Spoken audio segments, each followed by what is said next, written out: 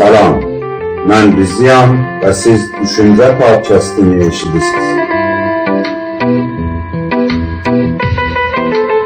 Bu podkastda mən Ağay Səssiz və Ağay Su ilə birlikdə müxtəlif kitabları oxuyacaq və sizi onların xülasəsi ilə tanış edəcək.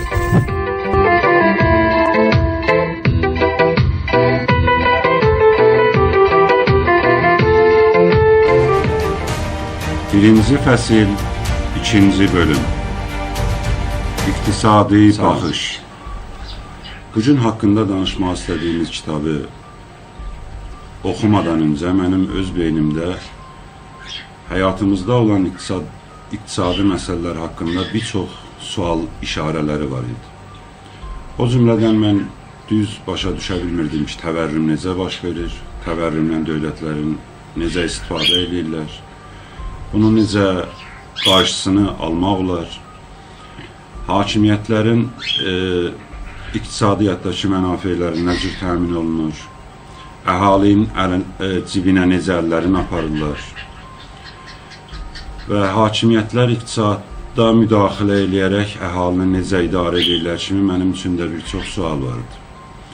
Lakin bu təqdim eləmək istədiyim kitab bu məsələləri çox sadə dildə və çox rahat bir şəkildə mənə izah elədi. Why an Economy Grows and How It Crashes adında 2010-cu ildə Andrew Schiff və Peter Schiff tərəfindən yazılmış, təqdim eləmək istədiyimiz kitab iqtisadiyyatın çox dərin məzmunlarını çox sadə dildə bizə ifadə edir. Kitab İranda Dide iqtisadi ya iqtisadi baxış adıyla da fars dilinə tərcümə olunub və onu fars dilində 2 variantını kitab bizə bir adada, bir cəzirədə yaşayan 3 balıqçıdan danışır. Və bunların həyatı əsasında, bu cəzirəni necə inkişaf elətdirmələri əsasında bizə iqtisadiyyatı ümumiyyətlə izah edir. Cəzirədə 3 nəfər yaşayırlar. Bunlar ancaq balıq tutmaqla məşğuldurlar. Tuta biləcəkləri gündə bir dənə balıq var və bunlardan biri bir gün belə düşünür ki, mən gündə bir balıq yemək əvəzinə eləyə bilərəm ki, gündə bir neçə balıq tutam. O məqsədlə gəlir və bir gün özünə aclıq verir, bir tor toxuyur, elə cəzirədə mövcud olan əlyafla filanla və beləliklə cəzirədəki birinci sərmayə yaranışı ya xəlqi sərmayə baş verir. Şikar olunan ya ovlanan balıqların sayı çoxaldıqca insanlar başqa məsələləri düşünməyə fürsət tapırlar. O cümlədən düşünürlər ki, məsəla bir mod səvarı taxtası alaq, mod səvar eləyək, təfrih eləyək. Düşünürlər ki, bir qayıq alaq, gedək dənizin ortasında ovlanaq, şikar eləyək. Bu məsələ belə bir ehtiyac ortaya çıxardır ki, bəs indi mən məsələ tor verib gəmi almaq istəyirəm, tor verib qayıq almaq istəyirəm. Bəlkə o qarşı tərəfin tora ehtiyacı yoxdur və bəlkə mən əgər gəmi tolid edirəm, o qarşı tərəfimin gəmiyə ehtiyacı yoxdur. Bunu neyləməliyik və bunları biz necə mübadiləsini aparmalıyıq?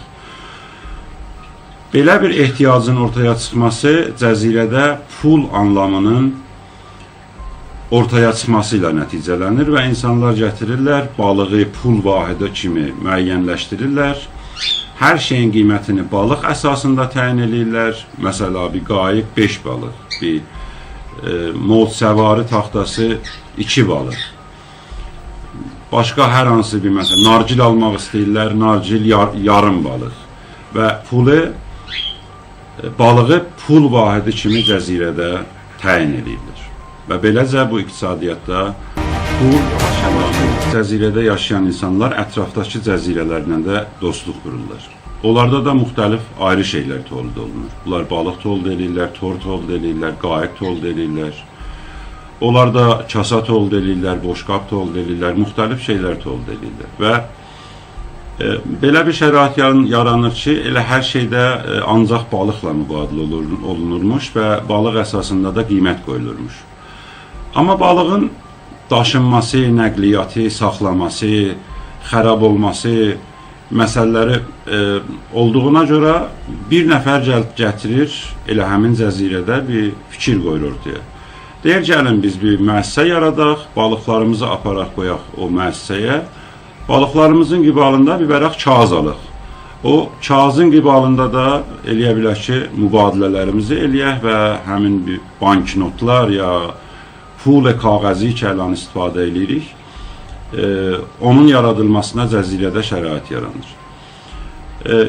İnsanlar bunu eləyirlər, hər şey çox yaxşı gedir, lakin bir yerdən sonra hakimiyyətlər müəyyən məsələlərə görə bir seri pullar verirlər, çap edirlər, verirlər bazara ki, balıq poştvanəsi yoxdur və sadəcə bir kağızdan ibarətdir ki, insanlar ona əgər apararlar həmin müəssisəyə, istəyirlər yerinə balıq alarlar, yerində balıq. Poştvanəsi olunmayan, olmadan çap olunan pullar indi camiə pişrəft eləyib, məclis yaranıb, sena yaranıb, dövlət yaranıb, elə həmin cəzirədə hər şey qurulub. Bu, dövlət adamlarını bu fikrə salır ki, indi cəmaət əgər istəyərlər, gələrlər, bizdən pulumuzu tələb eləyərlər, yəni balıqlarını tələb eləyərlər, kağızları qaytarırlar, biz nə eləyəcək? Bir cələsə qururlar, bankın rəisini çağırırlar, bankın rəisinə deyirlər ki, biz bir yol tapmışıq. Deyir, nə yol tapıbsan? Deyirlər ki, mövcud balıqların hamısını cərrah eləyək, kiçildə biraz bundan götürək, biraz ondan götürək, eşikdə olan işlənmiş balıqların sümüklərini yığaq, neyniyək, dərilərini yığaq filan, bunları tikək, düzək, biraz hər məsələn 2 balıqdan 3 balıq çıxardıq. Və beləcə cəmaat da gələndə banka deyək ki, sənin balığın budur, elə balıq da bu erkəkli olar. Sən qabaqcan gördüyün balıqlar ehtimalən qeyri-adi imişlər. Hər halda bankın rəisi bu məsələni qəbul eləmir və sabah sübh bankın rəisinin cənazəsini tapırlar. Bu çox da bir tanışdır. Qeyd edilən hakimlər bu siyasəti davam edirlər və balıqlar gündən günə kiçilməyə başlayır. Çünki poştvanəsiz pul çap edilmişlər və məcburmuşlar ki, onun mütəqabilin bankada göstərmək üçün balıqları kiçildələr. Bir dəfə hər 2 balığı eləyirlər 5 balıq cərrahilərini. Bir yerdə bu çox bohrani vəziyyətə gəlir çatır. Yəni, bir balıq görürsünüz ki, 50 dəfə kiçilir. Düşünürlər ki, bəs indi nə eləməliyik? İndi artıq da bu məsələni cəmaət hər halda bu balığı gələsə, buradan alsa, eşikdə bir balıq tutsa, görsə, başa düşəcək axı biz bu balıq 50-də 1 olub, balaca bir balıq olub. Neyniyək? Pişnahadır ki, sena verir, budur ki, biz gələk balıq tutmağı kullən məmləkətdə və cəzirədə qadağan eləyək. Deyək ki, balığı bir dənə vizarətxana yaradaq, balıq tutma vizarətxanası və deyək ki, ancaq bu vizarətxana balıq tuta bilər. Siz heç kəsin cəzirədə balıq tutmaq haqqı yoxdur. Və artıq cəmaət balıq görməz və bizim verdiyimiz balıqlarda deyərik ki, elə balıq bu yekəkdə olar, bundan da yekə olmaz, sizin xəbəriz yoxdur. Bu da yenə də bizim cəmaətdən. Bu videonun zamanını bundan artıq uzatmaq istəmirəm.